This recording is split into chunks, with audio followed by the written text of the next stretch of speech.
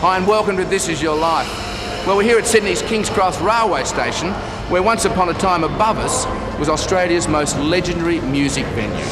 But if peak hour is pretty noisy here, in those days it had nothing on that venue called Surf City, where it was much louder. It was where some of Australia's greatest pop singers were launched. And tonight's guest of honour was one of them. He went from teen idol on to become our best-known rock and roller. In fact, his music inspired a following he still has today, 30 years later. Now, he's also turned author and is about to launch his first book. And that's where we're going to surprise him, right in the middle of his book launch. So, let's go. Because what I did was, I'm a frustrated poet too, and seeing as I'm an author now, I may as well do the whole damn lot. It's very nice to, that's another nice thing, is being able to say, oh shit.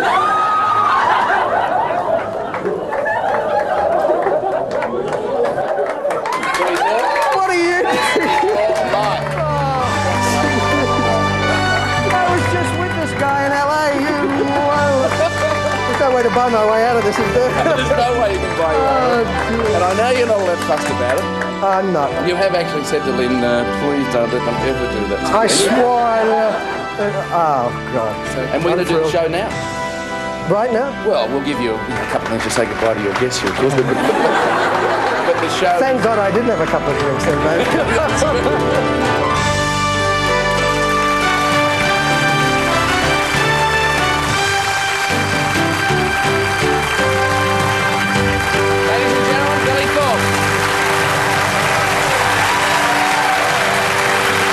Take a seat.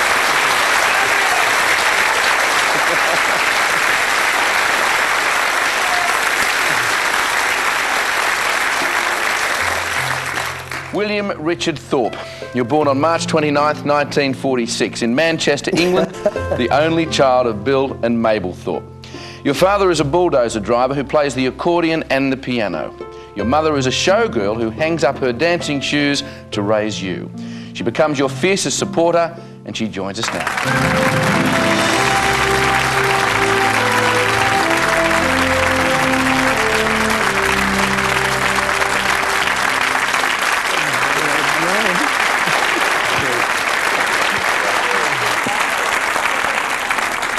Now, Mrs. Thorpe, what sort of a son was Bill? He was very good.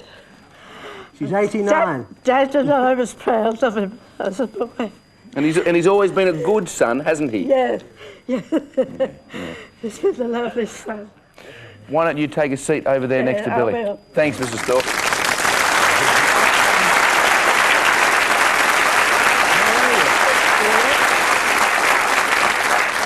You're 8 in 1955 when you and your parents join the ranks of the 10-pound Poms and migrate to Australia. Your first taste of this strange country is in the Salvation Army hostel in Melbourne. Now, that same year, your parents present you with a guitar, and something magical happens when you pick it up and play it for the first time. From then on, you rarely put it down. The family then moves to Brisbane, and your father opens a general store. Now, a local talent scout spots you strumming your guitar behind the shop counter. She offers you a 2-week gig at the Railway Hotel in Wollongabba. Is that right? Wollongabba. Wollongabba, when you're just 10 years old. That's right. Billy, your career now starts to take off. At the ripe old age of 11, you become a regular on local television programs like Teen Beat. You earn your stripes in stage shows, clubs, even vaudeville. At 16, you make your first national television appearance on the afternoon teen show, Saturday Date. Oh, you mean the Pimple Show? It's the host of Saturday Date and the man who gave you your first big break, Jimmy Hannon.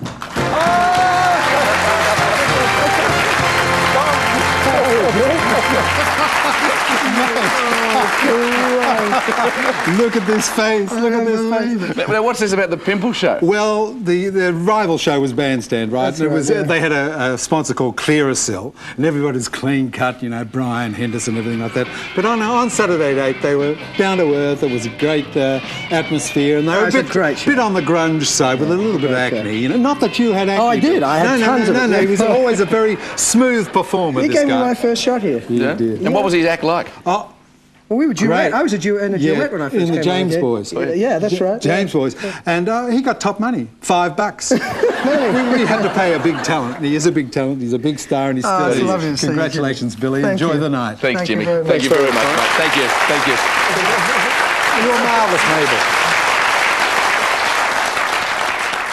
Billy, when you are performing, school certainly takes a back seat. Your headmaster despairs of you. He even predicts you'll end up in Brisbane's Boggo Road jail if you don't change your tune. Now, was that prediction justified? Well, if I hadn't gotten to music, probably that's where I was headed. Yeah, considering the people I hung out with at a young age. Yeah. A few of them end up there? Yeah, many of them. Okay, well, don't go away because coming up, Billy Thorpe is crowned King of Pop. But first, let's hear from a few of your mates, starting with Olivia Newton-John and her sister Rona. G'day, mate. Hi, Billy. Congratulations. Congratulations. We know you must be cringing, and we promise we won't embarrass you with any of those terrible stories. I didn't promise. I read your book last night. What a hot book. It's going to be a smash. It's fantastic. It really is. We're very proud of you, and I think you're a wonderful singer and a great guy, and have a good show, and don't cringe too much, mate. See ya. Hi Billy, sorry I can't be with you tonight. We'll always have those bandstand days memories to share, won't we?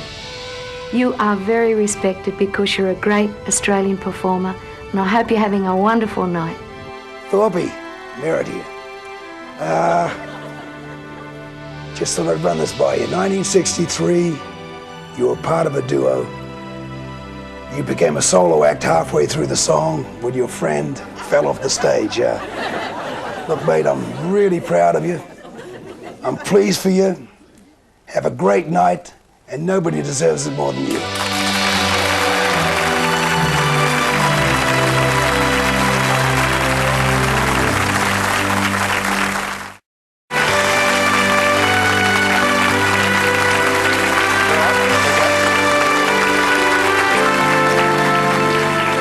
Welcome back to the Billy Thorpe story. It's 1963 and the world is on the verge of a musical revolution. And you are hell-bent on being a big part of it. At 17, you head for Sydney, the capital of pop music. You hit King's Cross and immediately fall in love with not one, but two women, Pepper and Natalie, and set up house with both of them. True? My mother doesn't know anything about this, by the way, because she hasn't read the book yet. You know? I was going to break this to her gently, but yes, it's true. True? Yeah. Jeez, to be a rock star, Billy. Yeah, it was good. Well, right in the heart of King's Cross is Surf City. It's the mecca for thousands of hormone-charged teenagers. They come to listen to surf music and to do a dance called the Stomp. There it is. It's also where bands get a shot at the big time. At 17, you're asked to sing here with a group called the Aztecs, and together you develop your own version of the Stomp. I'm telling you, change your ways for me. Believe me, woman, I'll be what I say now. Last time I'm telling you, pop that child. Don't want to find yourself outside. All right. Billy, you haven't seen some of these guys for 30 years, but here they are now. The original Aztecs, Vince Maloney, Tony Barber, Cole Pagan and Bluey Watson.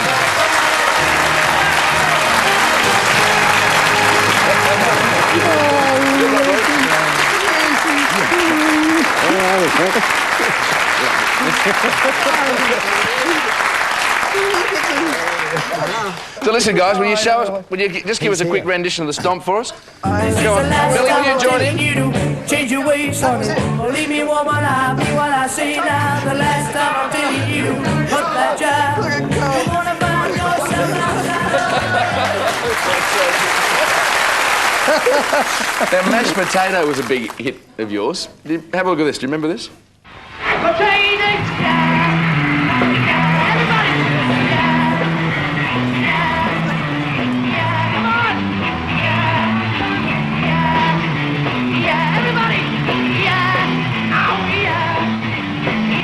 Now, they were pretty complex lyrics, weren't they? They were. 172 times in 4 minutes. Is that right? Yeah. Yeah, Bill and I thought that we'd pick a song that would tee off every parent in Australia, and that was the one we thought. And it did it. Yeah, Mashed Potato. Yeah. Gentlemen, thank you very much for joining us. We appreciate it. Oh, God. Thank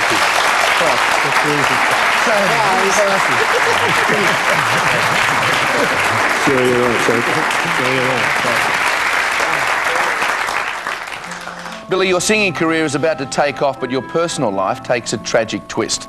Your flatmate Natalie is brutally murdered in the Cross. Unable to deal with her death, your other partner, Pepper, leaves you and you're now very much alone. So you throw yourself into your music. As a regular fixture at Surf City, you play to 2,000 kids a night. The next step is the national stage. And one man who helps you get there is journalist and author James Oram. Now, Jim couldn't be here tonight because he's seriously ill with cancer, but sends you this message. Well, tonight, Billy, this is your tribute and you enjoy it. You deserve it. You're a rock hero. You're a rock legend.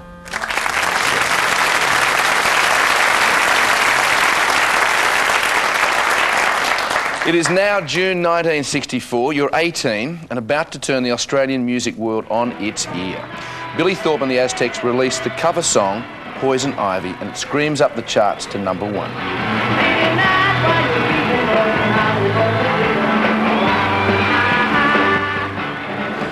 In Australia, Billy Thorpe and the Aztecs are now up there with the Beatles. At just 18, you have 3 singles in the top 40 all at the same time. You also win a Logie for Best Teenage Performer. In the eyes of tens of thousands of fans, you are their idol. In the eyes of their parents, you are the devil himself.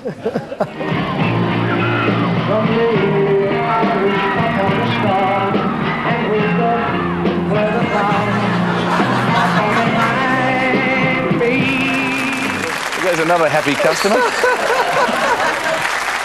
And after the break, fame and then infamy as Billy Thorpe becomes the bad boy of rock and roll. No. But first, some Cheerios from a few friends. You've always been a profound inspiration to me and my brothers. Your unique singing, you're probably one of the greatest singers I've ever known in my life, and I'm sure you've been told that before. And we're very, very proud to know you. Congratulations on this wonderful night. Hey, Billy, you know, I've never met you, but I used to listen, you know, when I was a teenager, and hey, congratulations there, bud. I hope your life's not over. You know, next to Judy Garland, Billy, you probably have to do the greatest version of Somewhere Over the Rainbow. But in all sincerity, I don't know anybody in the rock and roll business that still smiles, that still looks as good as you do, and that's still as enthusiastic as you were yesterday. Keep on rocking, and thank you for being such a great role model.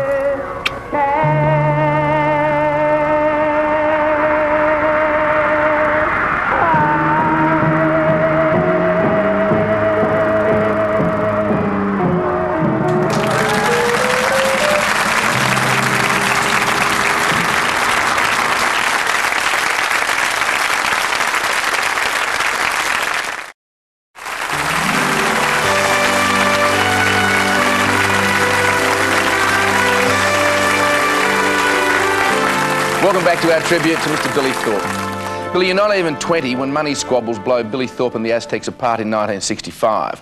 But you don't miss a beat. With 4 new musos, you simply reform the band and your reign continues. The following year, you host your own television show called It's All Happening. You're only 21 when you host another television program called Go. But you then announce live on air that you plan to experiment with the drug LSD. The Minister for Health threatens to throw you in jail and the show is suspended. So what made you do that? It seemed like a good idea at the time. I was an idiot. You're 22 when you make another public announcement. This time it's your engagement to Jackie Home, and life is pretty sweet. 2 years after you announce your engagement to Jackie, you break it off. But it's not long before you fall in love again. This time you spot a beautiful blonde woman roaring through the streets on a motorcycle. You're in a taxi and you tell the driver, follow that girl. And you've been following her ever since. It's your partner of 25 years, Lynn Thorpe.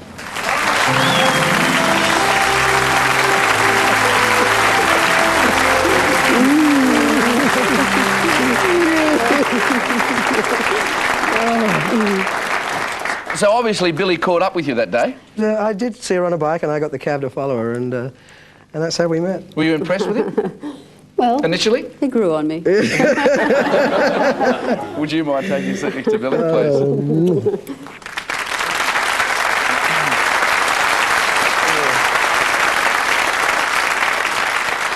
The lineup of the band changes once again, and you make headlines when you're arrested, this time for swearing on stage. You go to jail, but you're unrepentant. And typical as the wild man of rock and roll, as soon as you're released, you do it again. Off stage, you and the band are just as infamous. There are always trashed hotel rooms, and on one occasion, you're even thrown out of a New South Wales country town. True? Yeah. You certainly earn a reputation for your wild all-night parties. I should know. I collected your garbage. It's Men at Work's lead singer, Colin Hay.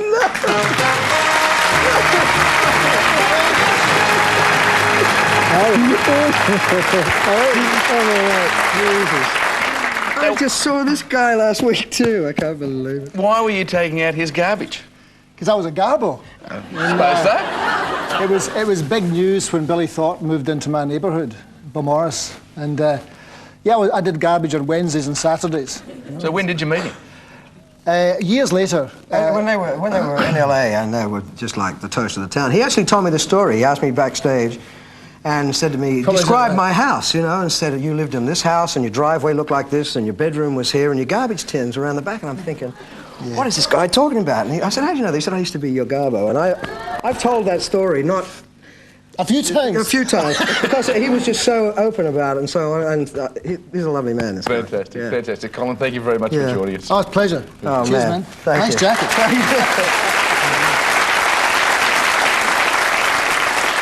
Your irreverent antics have by now made the Aztecs Aussie working-class heroes. That same year, thousands of your followers come to salute you at the Sunbury Pop Festival, Australia's version of Woodstock. Clap your hands. Most people I know think that I'm crazy. I know at times I act a little hazy. Recognise that bloke? Oh, Molly! Molly Meldrum, minus the hat. Billy, you're 26 and become a father for the first time when your daughter Rusty is born. By now, the times and the music are a-changing. Only one more album makes it into the charts before you and the Aztecs finally break up in 1975. Ever the larrikins, you all pose bare-bottomed on the album's front cover. Billy, you now embark on a solo career, but soon become disenchanted with life in Australia. You've been in the public spotlight since you were 10, and you've had enough. You pack up your family and leave for America. And after the break, Billy Thorpe rides into Hollywood, but first, let's hear from a couple of your mates. Not worthy, Bill! I'm not worthy! How are you, Billy? Bill, the sad truth about it is, yes, you are the greatest rock and roll singer this country's ever produced. The prettiest. I am the loudest. Hey, it's just the truth, Bill. But this is your night. Congratulations, mate.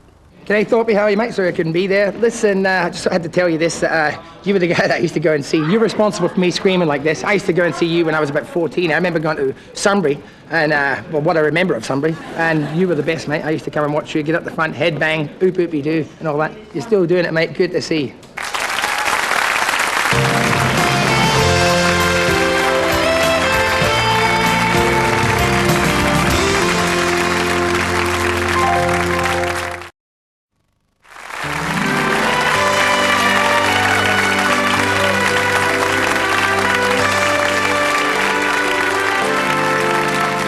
Welcome back to This Is Your Life and Billy Thorpe.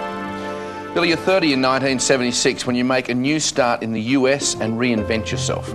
Your first American album, Children of the Sun, creates a totally different sound. You describe it as Pink Floyd meets the Aztecs. The album rockets up the charts all over the country and within weeks it goes gold.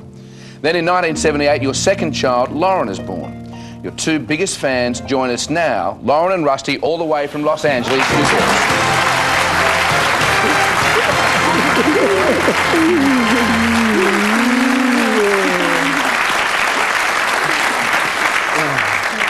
So, girls, what's it like having a rock star as a dad? That'd be a bit different, wouldn't it? Pretty cool. Yeah. Cool. Everyone always thinks he's our boyfriend. Yeah. well, that's pretty flattering. He never conforms to the school banquets. He always comes in his leather jacket instead of the nice little suit. And is that right? So you're pretty young. Well, they used to be freaked out by me, be honest. I mean, Yeah. I had long hair and they get your hair cut, and then I was cool, you know. Girls, thank you very much. Thanks for joining us.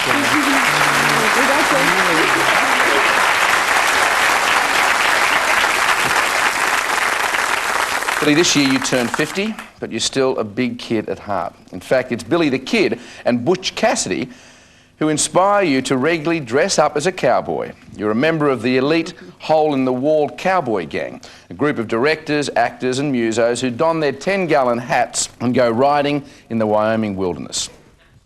Now, they've heard that we've kidnapped you, and they're doing their best to try and get you back.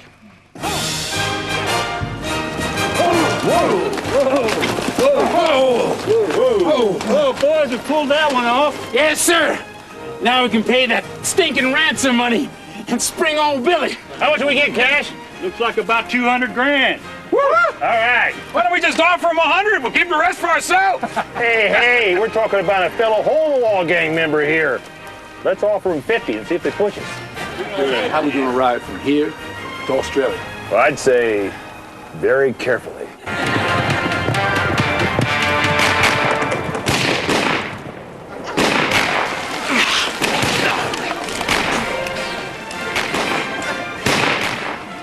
Here, he sure as hell know what to do. What are you saying? You saying I'm not the outlaw that Billy Thorpe is? That's it. Grab your weapons. And whoever gets out of this alive, take the ransom. Bring Billy and tell Billy you did all this for him. Let's go!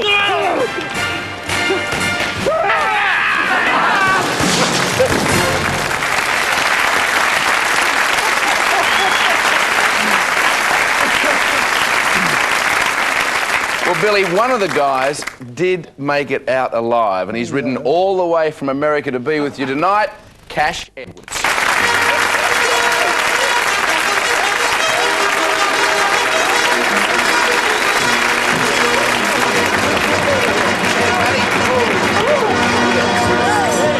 Paid the ransom, you can come back now.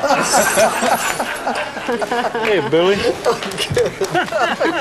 Can you believe that? I don't believe it. Hey, buddy. I don't believe it. Go. Billy, come over a little closer with us if you can. Oh, God, Cash, how are you? Great to see you, man. Now, Cash, tell us more about the hole-in-the-wall gang. Well, it's a group of friends from Denver and Hollywood. We get together every year, dress up as outlaws, and go riding where Butch Cassidy and Sundance Kid went and camp out and the whole bit. And how does he handle camping out? Well, I'm the singer, you know. I was the first Aussie to be invited. I actually went on the 10th anniversary some years ago, and they gave me a guitar, and I knew every Hank Williams song ever played, and they said, let's get this guy in the gang, you know? He knows one Hank Williams song. Cash, thanks very much for joining us, and I really appreciate it. Congratulations, mate. I can't believe it.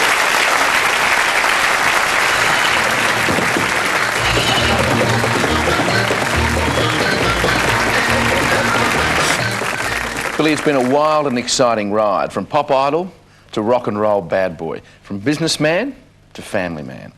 You live and you love it all. Well, the Sunbury Aztecs are over there waiting for you, and we wondered if you wouldn't mind closing tonight's show with your anthem song. What about it, ladies and gentlemen?